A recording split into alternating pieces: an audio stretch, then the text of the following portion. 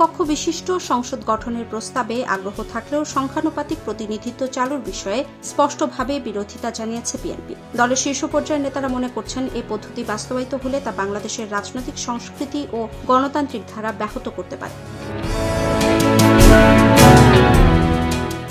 বিএনপির স্থায়ী কমিটির সদস্য সালাহ উদ্দিন আহমদ বলেন, আমরা দ্বিকক্ষ বিশিষ্ট সংসদের পক্ষে।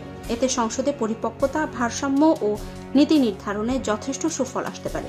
কিন্তু সংখ্যানুপাতিক প্রতিনিধিত্ব আমাদের দেশে গ্রহণযোগ্য নয়। এটা উন্নত গণতন্ত্রে হয়তো মানিয়ে যায়, কিন্তু বাংলাদেশের বাস্তবতায় এটা সমস্যা তৈরি করবে। তিনি বলেন, এই ব্যবস্থায় ভোটের শতকরা হারের ভিত্তিতে দলগুলোর জন্য আসন বণ্টন করা হয়। তিনি আরো বলেন, একটা দল হয়তো 30% ভোট পেল, আরেক দল 25%। তখন সেই ভোটের অনুপাতে আসন পাবে, কিন্তু এতে স্থানীয় জনগণের সাথে প্রতিনিধির সরাসরি সম্পর্ক নষ্ট হয়, যেটা আমাদের জন্য ক্ষতিকর। এ নিয়ে বিএনপির যুক্তি। বিএনপির দাবি, সরাসরি নির্বাচনের মাধ্যমে জনগণের প্রত্যক্ষ অংশগ্রহণ নিশ্চিত নয়, যা গণতন্ত্রের মূল ভিত্তি। সংখ্যানুপাতিক পদ্ধতিতে রাজনৈতিক দলগুলো প্রাধান্য পায়, কিন্তু ভোটার ও জনপ্রতিনিধির মধ্যে স্বাভাবিক সম্পর্ক ক্ষতিগ্রস্ত হয়।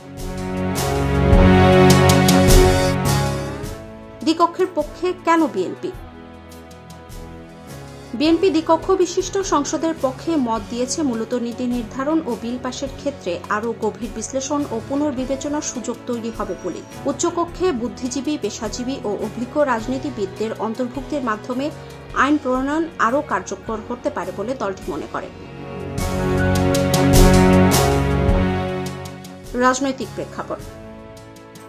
বর্তমানে বিভিন্ন রাজনৈতিক দল নির্বাচন ব্যবস্থা ও সংসদ কাঠামো সংস্কারের বিষয়ে বিভিন্ন প্রস্তাবনা তুলে ধরেছে। অনেকেই সংখ্যানুপাতিক ব্যবস্থাকে যুগোপযোগী বলে দাবি করছে, যেখানে প্রতিটি ভোটের সমান গুরুত্ব থাকবে।